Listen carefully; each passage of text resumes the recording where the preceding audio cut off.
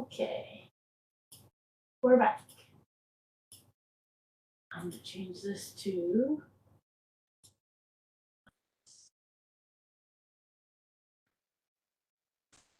all right.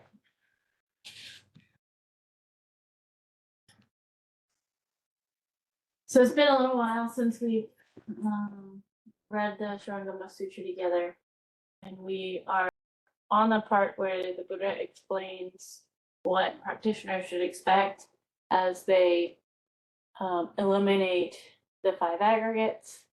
So we're on the second aggregate of feeling, or the Buddha here calls it, refers to it as receptiveness as well. And just remember that feeling is just the sensory contact. I have a little cheat sheet. So we'll pick up where we left off. We were on the 8th description of what practitioners might experience after they wipe out the aggregate of feeling. In this state of dhyana, as form vanishes and receptiveness manifests, the practitioner may achieve the condition of bright purity and awaken to profound phenomena to which he conforms, thereby suddenly experiencing infinite weightlessness. And remember what phenomena is. Phenomena is our understanding of what things are. So phenomena is the physical attributes that we can describe, and noumena is the knowing what that object is. So the carpet makes it a carpet is noumena.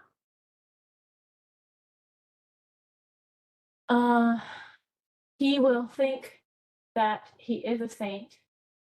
Oh, I see your hand is raised. Go ahead.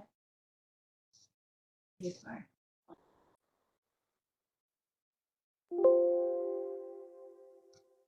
Give it a second.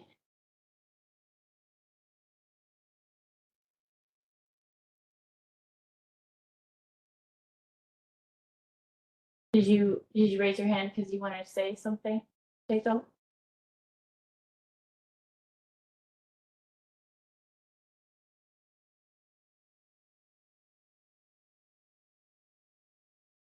Oh.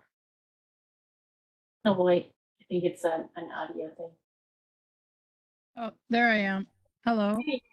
Hello, we can hear you now. I forget to, I got to do permissions from my phone before start meetings. But you can hear me pretty good then? Yes. Okay. When it said the elimination of the was it feelings? Form, when as form vanishes. As form, yeah, form vanishes. Just to reiterate here that it cannot vanish because you ignore it, nor can it vanish because you close your eyes or because it no longer exists. Form has to vanish in the mind as that which no longer arises nor falls away. So if you're doing it correctly, you will, in Supreme Bodhi, when form no longer arises, it will be simply because in your mind, you are able to steady your mind in between a thought arising and a thought declining. Right. Yes. And over time that will expand to noticing that form doesn't arise anymore because of the practice. As a not as an effort of aversion nor clinging, just because of quiet mind. Yes. Now, so if I were to ask you to ride a bike, I was teaching you to ride a bike, to be balanced and upright, neither falling left nor falling right, but continuing in your motion forward, I would look and say, can you stay balanced and upright? And so that's what he's literally saying here. He's literally saying, can you stay in Supreme Bodhi? When you can stay in Supreme Bodhi, then form no longer arises.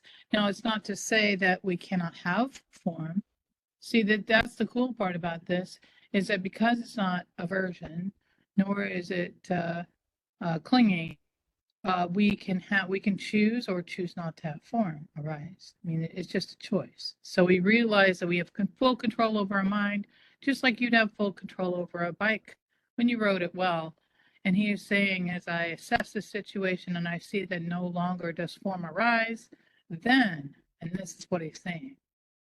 Yeah, exactly. Yeah. So, And it's interesting because I know that I've experienced this state where form is vanished, doesn't arise anymore.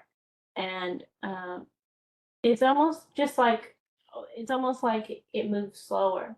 Like you look at something and it's not that you're disassociating, but it's just that need to label everything doesn't arise like right away. There's a pause and you can choose to either say what it is or just leave it. right. Now, it means any form of any kind, meaning also that which you contrive. So True. contrivances might be like, let's say that my sister's birthday is coming up, and I'm particularly sensitive to thoughts about contacting her and thinking that I should or shouldn't, and so on and so forth, even though she's asked me not to contact her. So I won't contact her, but I'm noticing that those thoughts are not productive. The ability to quiet my mind by ceasing those thoughts through the ending of form through my practice is greatly appreciated because I'm not caught. I'm not caught by that I have to be a certain way in order to reconcile this other than just being quiet because everything is as it should be. I don't need to try to change anything, even though I may think that that is what I need to do.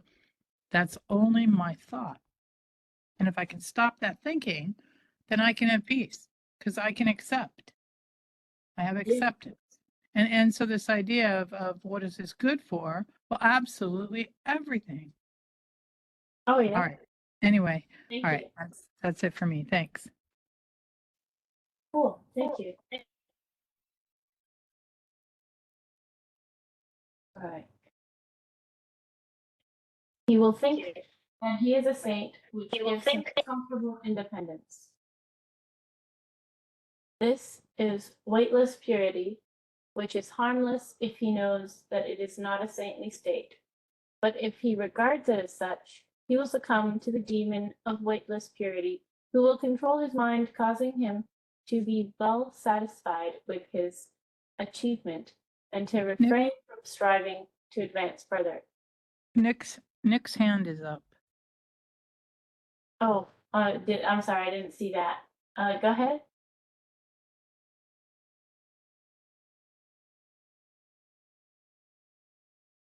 Nick, did you have something that you wanted to say?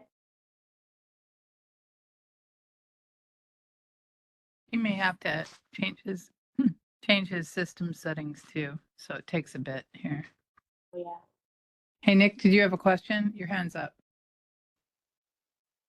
Wonder if we'll have better while we're waiting. Wonder if I'll have better quality if I move my microphone out because I'm facing this way. There we go. All right.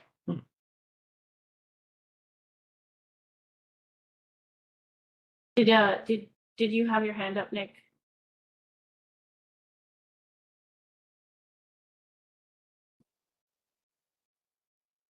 I'm not sure. Maybe it was an accident.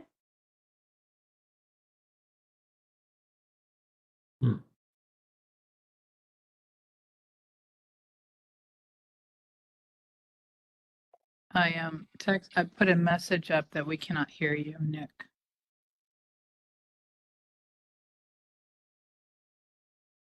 Yeah, I don't know. Huh. Oh, maybe he had to step away. Maybe he pressed the wrong button. His hand is down now. Okay, if just something does come up, just put your hand back up. All right, thank you.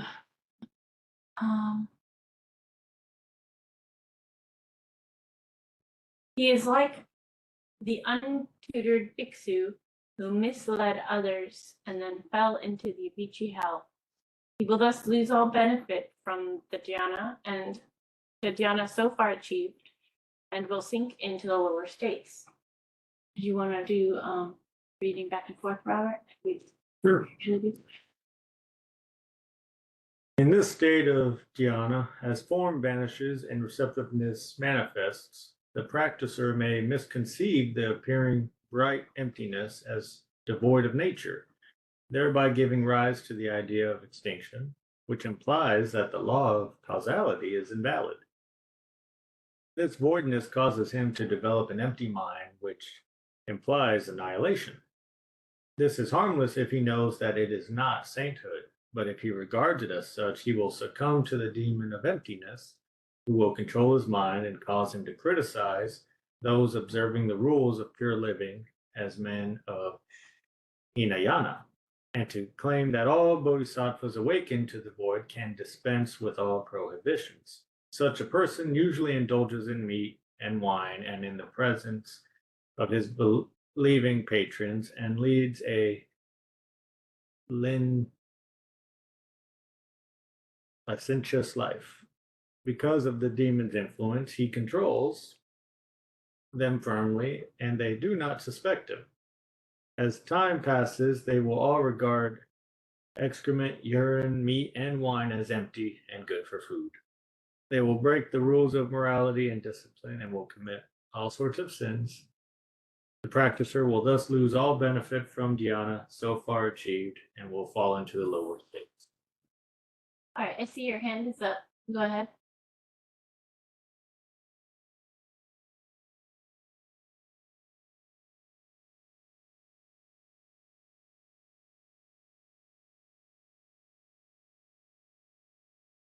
Keiko? Your hand is up. Did you have something to say, Keiko? Oh, I thought I was unmuted. Oh my goodness. Okay. Oh, sorry. Could you highlight, thank you for persisting. Can you highlight the half of this that Rob read?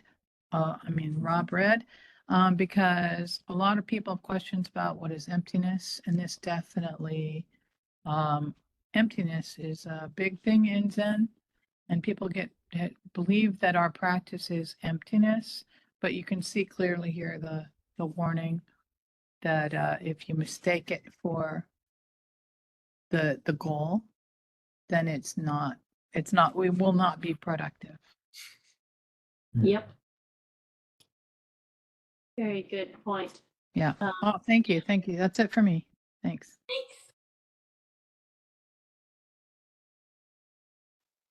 In the state of dhyana, as form vanishes and receptiveness manifests, the practicer may cling to the empty brightness, which will then penetrate his mind and his bones. Suddenly he will feel strong love, which drives him mad and develops his intense desire. This is a condition of still comfort, which he cannot control for lack of wisdom, and which misleads him into all sorts of desires. It is harmless if he knows that it is not sainthood, but if he regards it as such, he will succumb to the demon of desire, who will control his mind and cause him to proclaim desire as the Bodhi path and teach to laymen the practice of universal desire, saying that sexual indulgence will make them sons of the Dharma. This demon's influence will prevail in the Dharma ending age and will affect stupid people who will number as many as hundreds, thousands, tens of thousands, hundreds, thousands, and tens of thousands. When the demon is weary of the practicer's misdeeds, he will leave the latter's body, which will become a sorry wreck to suffer all the miseries, inflicted by the royal law. For deceiving others, he will fall into unintermittent hell. Thus, he will lose all benefit from the dhyana so far achieved and will sink into the lower states. Oh, Teiko, I see your hand is up. Okay. So can you go to the top of that paragraph you started reading, Jasmine, on the thing there? Wait, hold on. Can you undo? Oh, there you go. Thank you.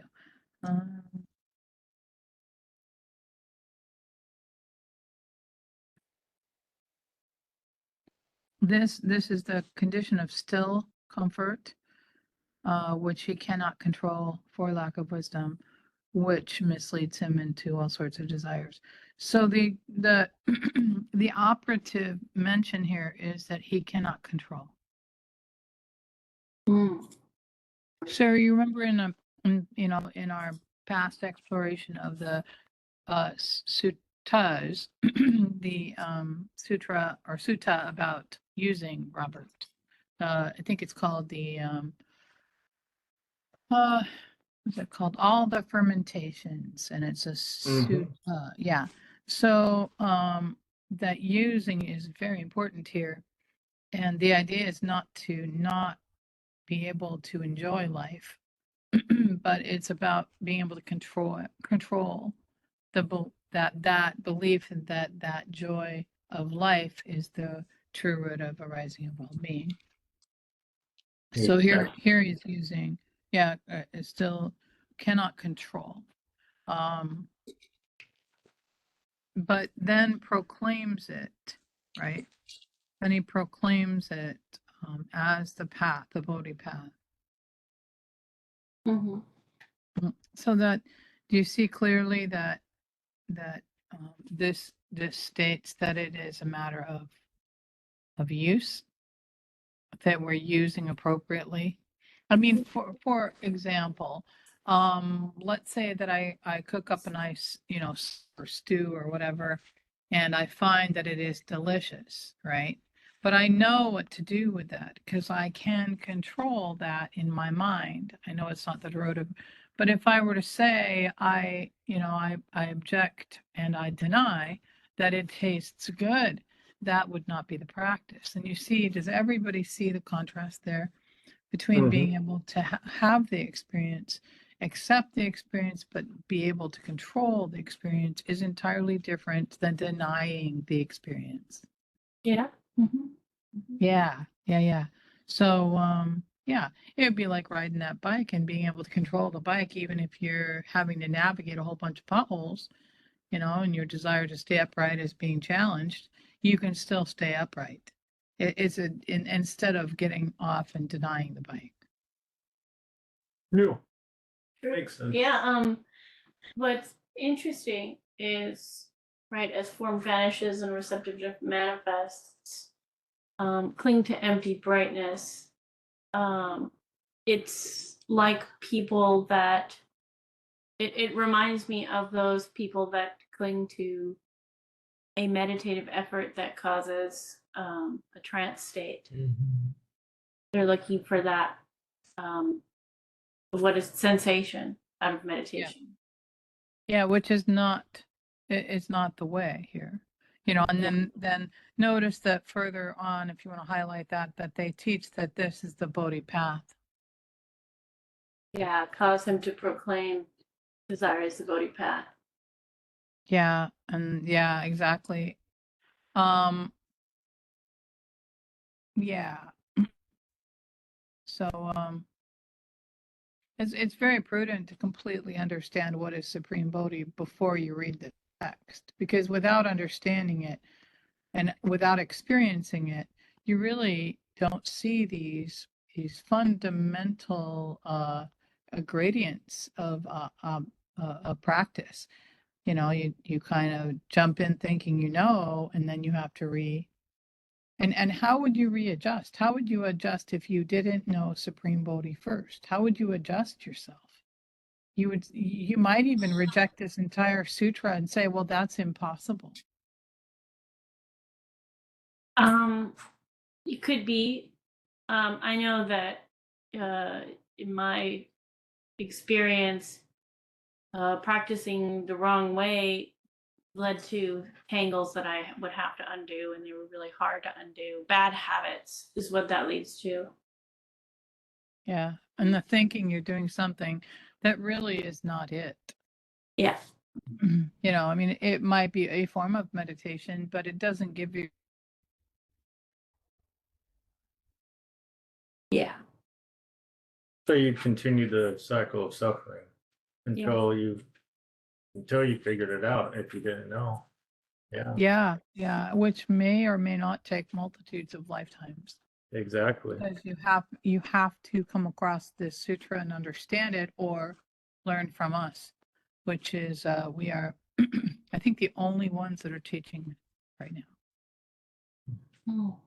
I definitely had a hard time with mindfulness. That was really hard for me. It created this narration in my head that it took me years to undo. It was terrible.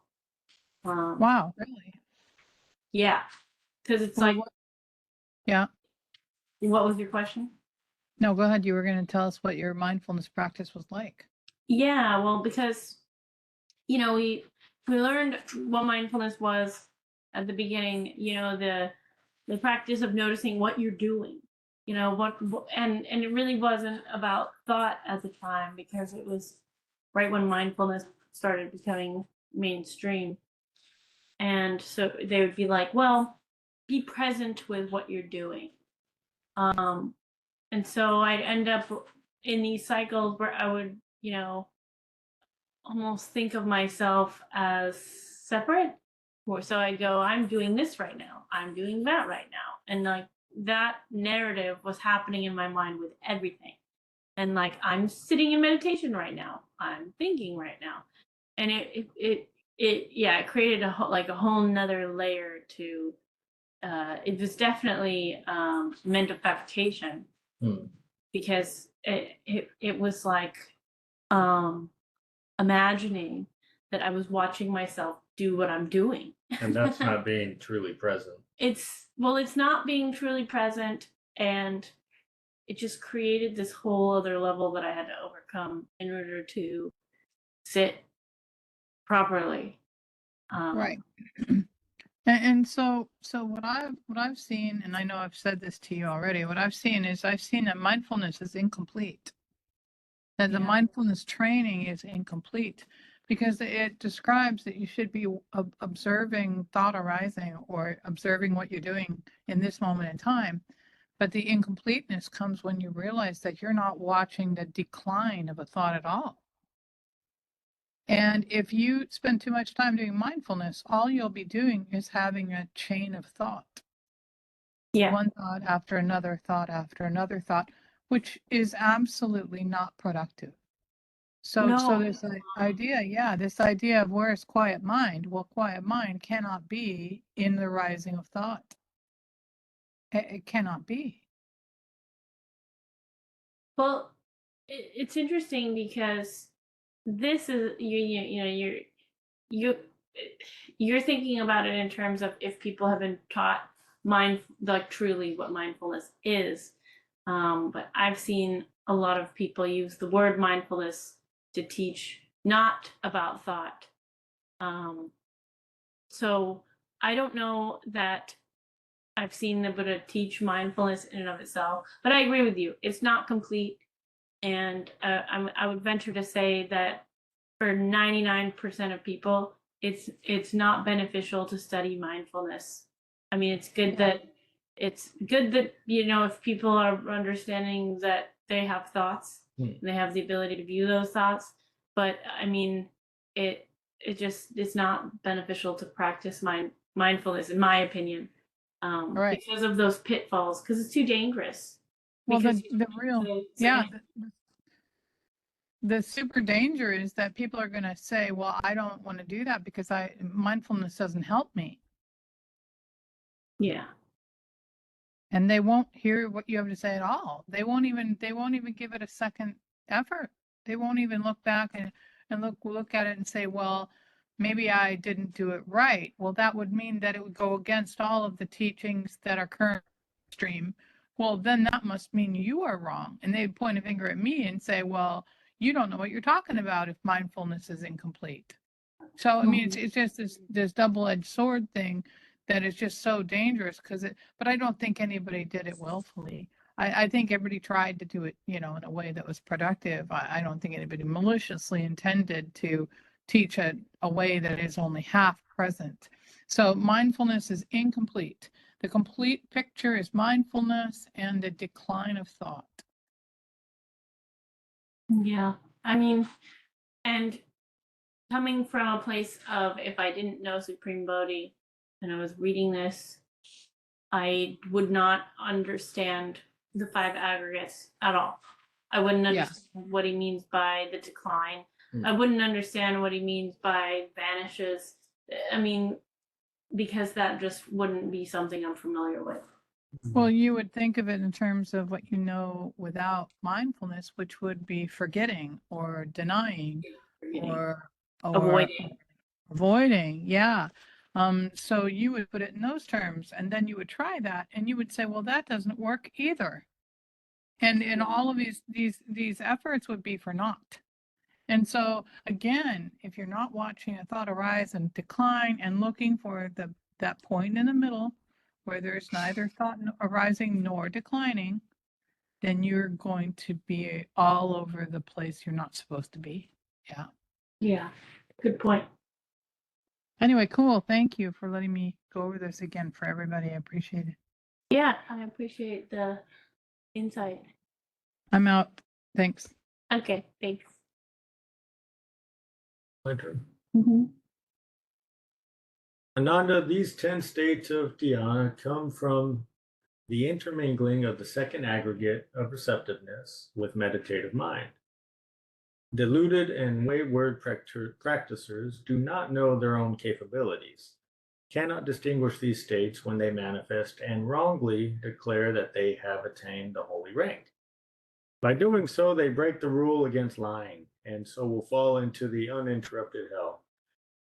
After my nirvana in the Dharma ending age, you should proclaim this teaching so that living beings will awaken to it, that the heavenly demon cannot take advantage of such states, and that practicers can be on their guard and realize the supreme Tao. Ananda, in the cultivation of samadhi, when the second aggregate of receptiveness ceases to hinder the practicer, although he is still in the worldly stream, his mind can now escape from his body, like a bird from its cage. From his worldly state, he can now achieve the 60 succeeding holy stages of bodhisattva development into Buddhahood, and thereby take any form at will, free to move anywhere without hindrance. This is like a man who talks in his sleep, and though he does not know what he says, his words are in order, and those who are not asleep understand him. This is the third aggregate of conception, which conditions his meditation. And we know conception as perception. All his stirring thoughts stop. He will be rid of the thinking process, and his clear mind will be rubbed clean of the covering dust, and will throw light upon his incarnation from birth to death. Then the third aggregate of conception ceases to function, and the practicer will be able to leap above and beyond the kalpa of turbid passions, the main cause of which was the seeming pervasiveness of his wrong thinking. And remember, the third aggregate of perception is form and feeling together. Yeah. I should look at my cheat sheet. Go ahead. The last line that Rob read, read that again and highlight it. Then the third aggregate of conception ceases to function, and the practicer will be able to leap above and beyond the kalpa of turbid passions, the main cause of which was the seeming pervasiveness of his wrong thinking. There, that last little bit there, the main cause of which was the seemingly pervasive is wrong thinking. That's it. Let's try that. But yeah, I just love it. Yeah, and if you're able to manage it, yeah, you're able to leap. It's no longer a obstruction. It's no longer yeah. Yeah. Yeah, very cool, you guys. Thank you. I'm muting. Cool, thank you. Ananda, now that the practicer is free from anxiety, After his receptiveness has vanished, he finds himself in a state of perfect jhana and likes its pure brightness. But he may be tempted to concentrate on the one thought of skillfully advancing, thus submitting to the heavenly demon who immediately possesses another man. This man, unaware that he is possessed, will, as directed, preach the Dharma of the sutras, and think that he too has realized supreme nirvana. He will then come to the practicer's place and take the high seat to teach him the Dharma. To show his skill, he will appear as a monk, Indra, a woman, or a nun, and his body will send out rays of light that illuminate the dark bedroom. The practicer will mistake him for a bodhisattva and will believe what he says. As a result, his mind will waver, and he will break the rules and have desires.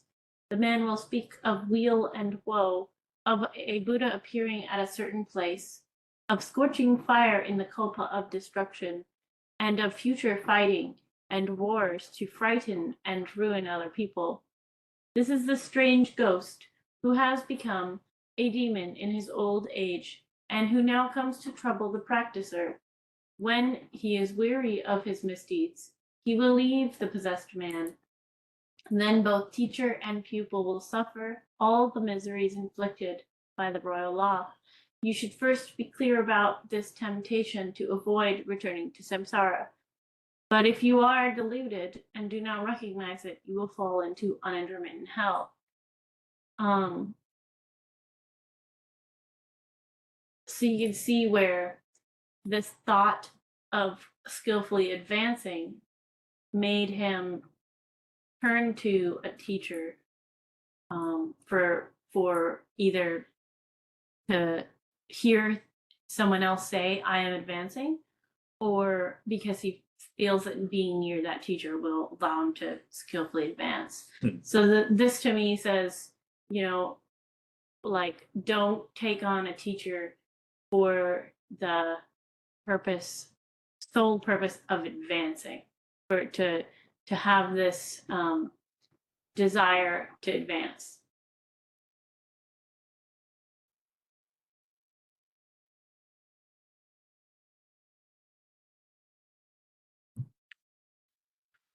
Let's see.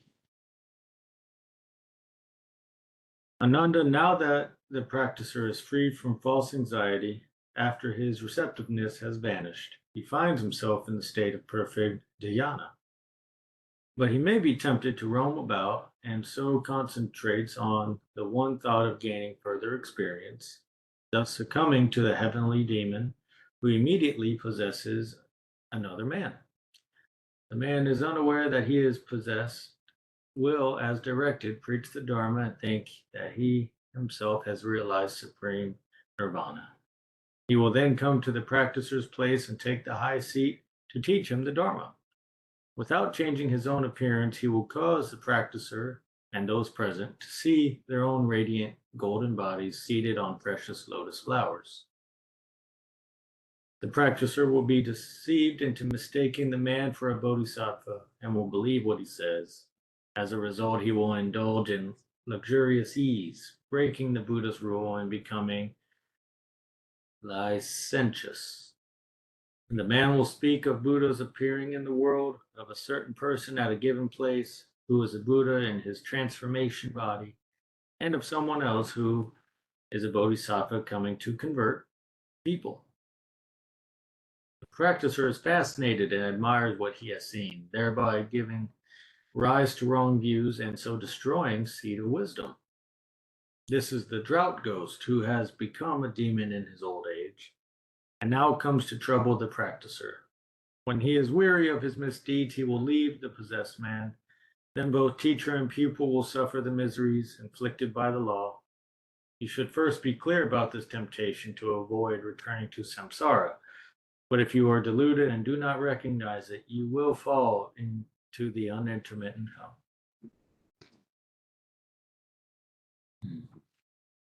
Now that the practicer is free from false anxiety after his receptiveness has vanished, He finds himself in this state of perfect jhana, but he may be tempted by his delight to concentrate on the one thought of uniting with it, thus succumbing to the heavenly demon who immediately possesses another man.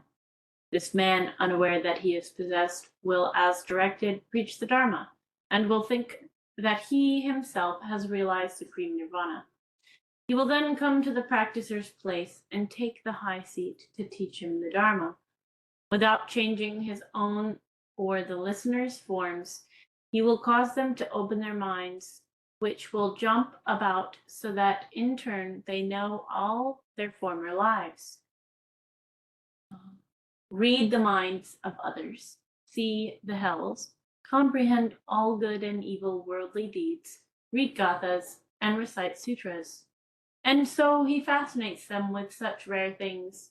The practicer will be deceived into mistaking him for a true bodhisattva. I see your hand. What? Go ahead.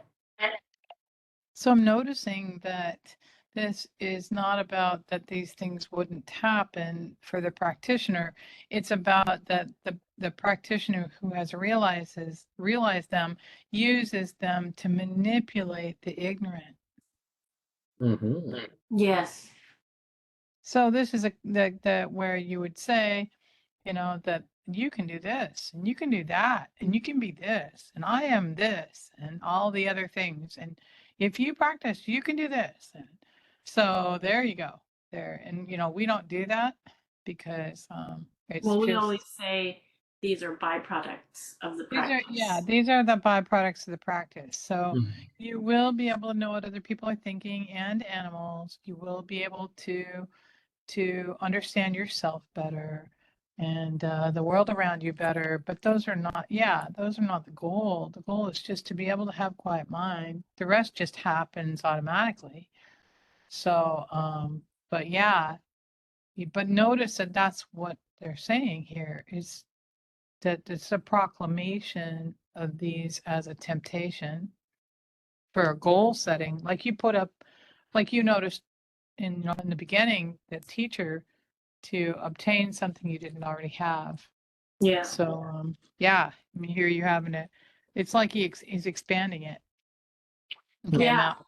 Well, I'm I out. mean, yeah, he does. I think this is the repeated thing with this section. It seems like because tempted to unite with his delight, and so he goes and seeks out a teacher that will help him unite with that delight, right? And then he lets that teacher take the high seat in his practice, and thus, that is the romanticizing of the Zen teachers that will just end up in you being so much worse off. Right, because you become a follower, you don't experience it for yourself. You do what someone else tells you to do, which limits your capacity to comprehend it. Yeah, exactly. Yeah. So, Cool. yep. The practicer will be deceived into mistaking him for a true bodhisattva and will be enthusiastic about all he says, thereby breaking the Buddha's rules and becoming licentious. This man will classify the Buddha and bodhisattvas into big and small, early and late, real and false, male and female.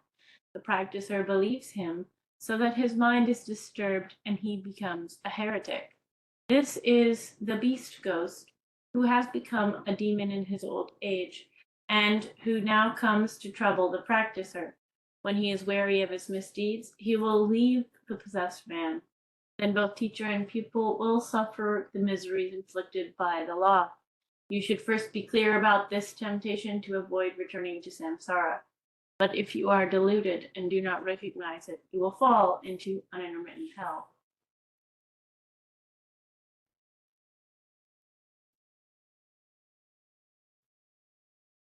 Okay. Now that the practicer is free from false anxiety after his receptiveness has vanished, he finds himself in this state of perfect dhyana.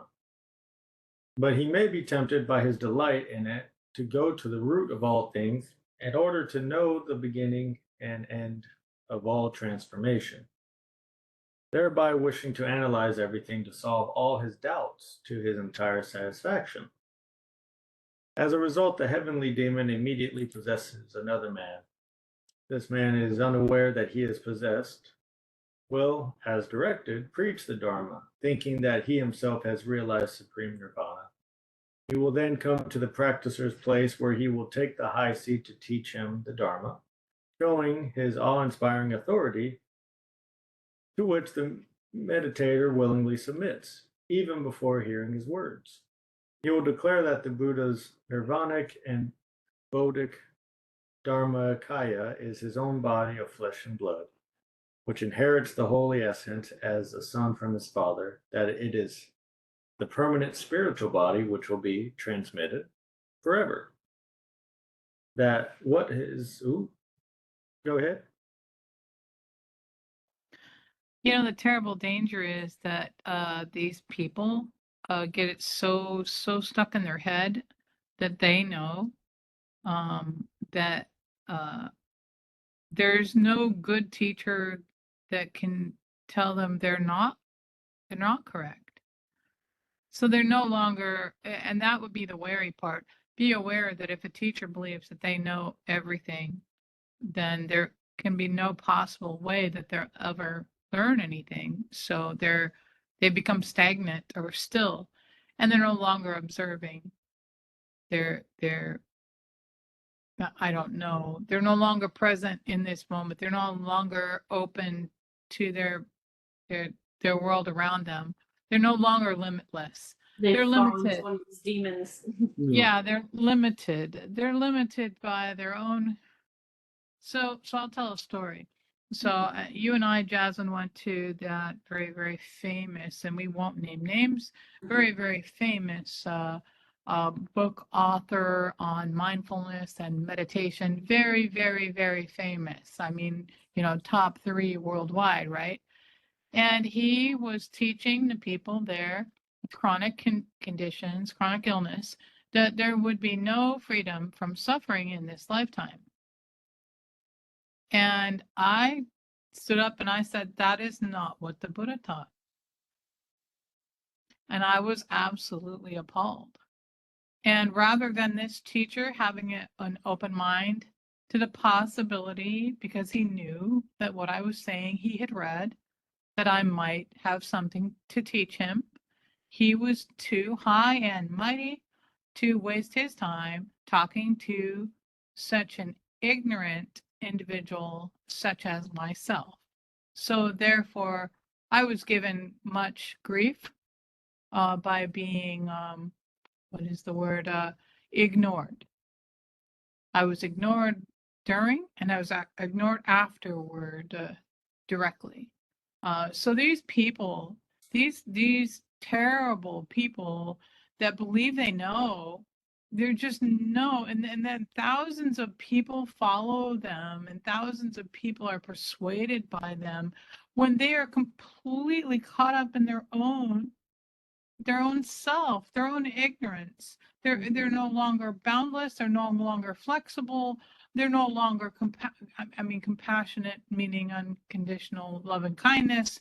They're nothing but demons, and people will follow them like they're gods, you know, and protect them, and even against the words of the Buddha.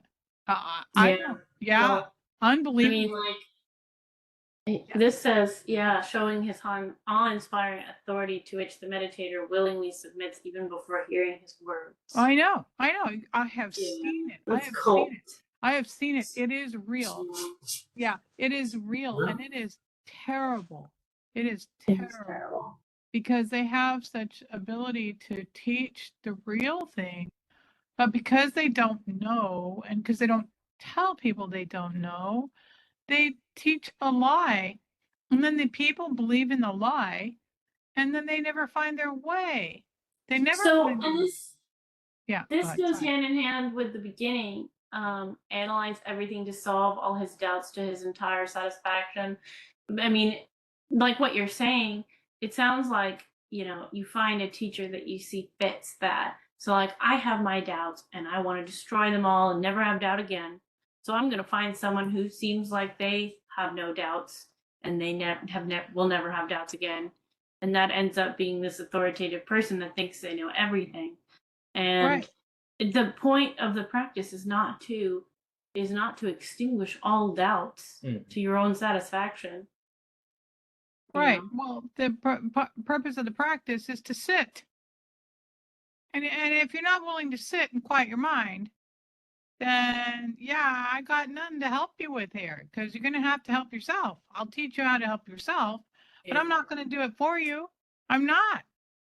And I think it's important too to note that it is perfectly natural for doubt to arise, and that the point of this practice is not to change the conditions of what arises. It's to make the conscious choice to diminish things that are not productive. So doubt can be productive. And so it's not it shouldn't be a matter of this overarching message of eliminate all doubt or eliminate all anger or eliminate all sadness.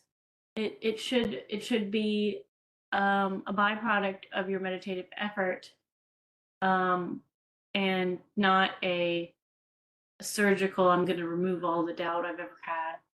Well, I think the operative word would be transform. So you transform your anger into peace. You transform your meditative effort into unperturbability. Now I can sit with a barking dog and be okay with the barking dog because I recognize that it's my thoughts about the barking dog that cause my perturbance, not the barking dog. Yeah. So, right. But so, maybe if you were perturbed with a barking dog, you'd go out and find a Zen master who preaches that he is not perturbed by a barking dog because that's what you want, and so you go out and project it on teachers. You're right. And then let's say that teacher has a perfect dog who never barks. Yeah, for whatever reason. Yeah. And where is the opportunity to practice there? That's another form of aversion.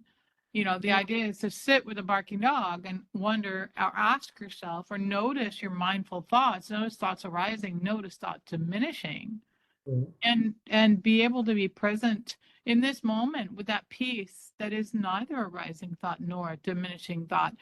And it cannot then be the barking that you hear, because those are thoughts. Yeah. What is, let's say you went to a different country and the sound of a barking dog was a miracle, right? And let's say you're here in the United States and a barking dog is annoying, but in a miracle, another state or another country, and what's one thing is another thing, so it cannot be the barking. It's not the sound. Yeah. It's your thoughts about the sound. Yep. So I mean, come on, everybody needs to wake up. What the hell? What the freaking hell? I mean, yeah.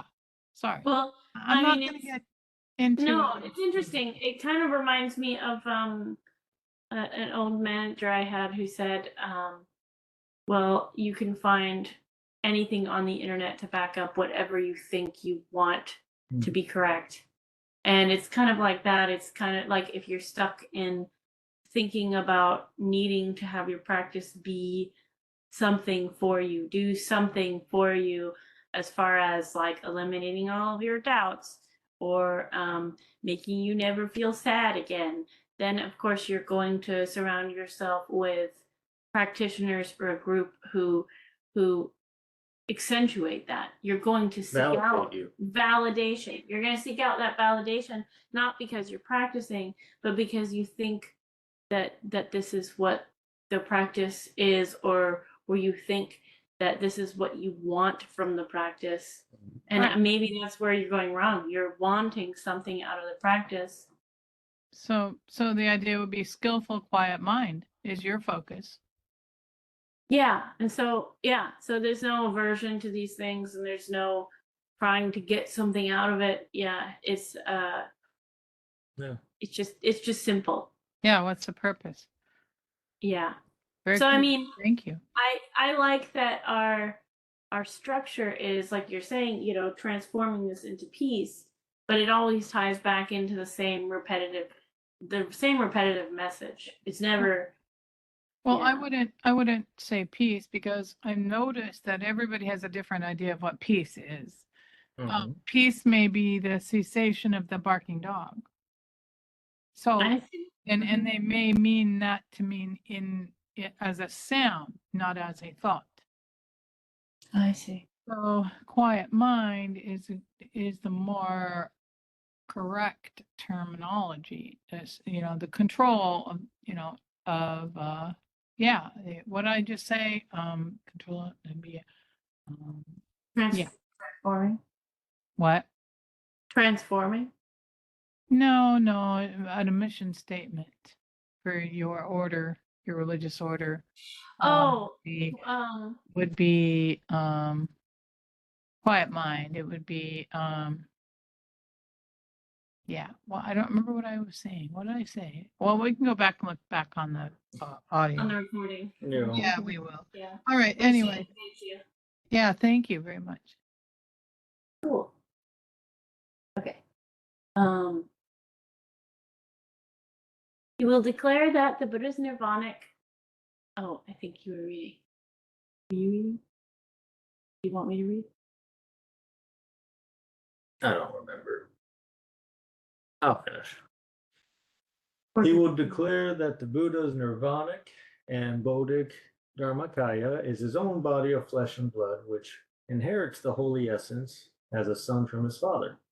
That it is the permanent spiritual body which will be transmitted forever. That what his listeners see around them is the Buddha land, and that there is no other pure region nor another golden body. The practicer will believe this, lose his former still mind, and submit to him. Praising the rare revelation, he and other deluded listeners will mistake the possessed man for a true bodhisattva and will follow him to break the Buddha's rules by indulging in sexual desire. This man will declare that his eyes, ears, nose, and tongue are pure lands, and that the male and female organs are the abodes of Bodhi and Nirvana, and his deluded listeners will believe his perverse preaching. This is the noxious or nightmarish ghost who has become a demon in his old age, and now comes to trouble the practicer. When he grows weary of his misdeeds, he will leave the possessed man. Then both the teacher and pupil will suffer the miseries inflicted by law. You should be first clear about this temptation to avoid returning to samsara. But if you are deluded and do not recognize it, you will fall into the unintermittent house. Now that the practicer is free from false anxiety, after his receptiveness has vanished, he finds himself in a state of perfect jhana. But he may be tempted by his delight in it to seek communion, and thereby feels a strong desire for spiritual intercourse, thus succumbing to the heavenly demon who will immediately possess another man. This man, unaware that he is possessed, will, as directed, preach the Dharma and think that he has realized supreme nirvana. Something interesting, this man, unaware that he is possessed, will, as directed. I think that this line, at least for me, it's repeated, helps to not have hatred, because it's kind of like saying this man has succumbed to a demon, which is why he is misleading other people. So you can think of that person that misled those people, that person that ignored you, and not be like let go of the anger from it. That's one way. Interesting. I see your hand is up. I'm not so certain about the definition of a demon, but Suyun, the Chan master in China, said that demons are our thoughts, our unproductive, unskillful, ignorant thoughts. Yeah. So I guess you'd say that it helps not to have hatred because you know that they're ignorant. Is that what you're Yes. saying? Yeah. Okay. Gotcha. Not Thank because you. because they're possessed by an external that, they have no control over. Because this idea that something else would have control over you would make you a vehicle rather than in control. So if you were to suggest that this practice would leave you vulnerable to being used as a vehicle, even though you're a practitioner, that might be pretty daunting. I think That's a that good one. better to stick with the patriarch. He was honorifically declared the seventh patriarch of the Chinese Zen in China. And in so, doing with respect, I think he would be more correct, or the most correct, by saying that they are our unproductive, ignorant thoughts. Yeah. So yeah, the ignorance. So you're right. You can, yeah, have that understanding that he's just another ignorant being. Yeah, you're right. Not possessed by a whole nother being. And thank you for clarifying that. Because in Buddhism, the whole practice of Buddhism is to have control over our own mind. I mean, then it would be very unskillful to believe that indeed there may be another entity out there that would be able to dash all of that to smithereens. That this, it just It wouldn't doesn't. make sense. It'd be hypocritical to say that you could be vulnerable to being controlled when we're trying to teach people that you're actually the one in control. Yeah, exactly. So, let's be clear. I think the terminology in the sutra harkens back to the very same understanding that because it's ignorant thoughts that you are having, it seems as though you have no control. Yeah. So therefore you may end up, calling it something that is not your own, calling it a demon, calling it, yeah. I mean, that would be the ignorant state. Anyway, that's my input. Okay, cool. Thank you. You will then come to the practicer's place and take the high seat to teach the Dharma, and cause his listeners to see him as a man 100 or 1,000 years old. They will admire him, will live with and serve him, and provide him with the four necessities, and will not tire of doing so, since the practicer is convinced that the man was his master in a previous life. He respects and becomes attached to him, praising his rare revelation.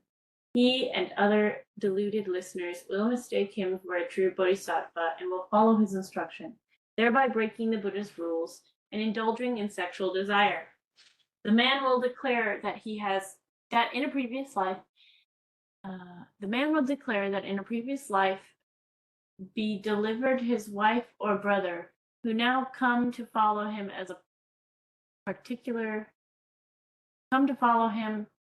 to a particular region where they will all serve a certain Buddha. Or he will speak of a radiant heaven where the Buddha now dwells and where all the Tathagatas are at rest. The practicer who is deluded will believe all this and will lose his clear mind. This is the cruel ghost who has become a demon in his old age and now comes to trouble the practicer. When he grows weary of his misdeeds, he will leave the possessed man. Then both the teacher and the pupil will suffer the miseries inflicted by the law. You should first be clear about this temptation to avoid returning to samsara. But if you are deluded and do not recognize it, you will fall into the unintermittent hell. Your hand is up. Is that new? There you go. Oh, it's old. I'll put it down. Thanks. Okay. I think that this is a good place to stop. It is 5:25, 12:44. So we'll move on to Sangha sharing next.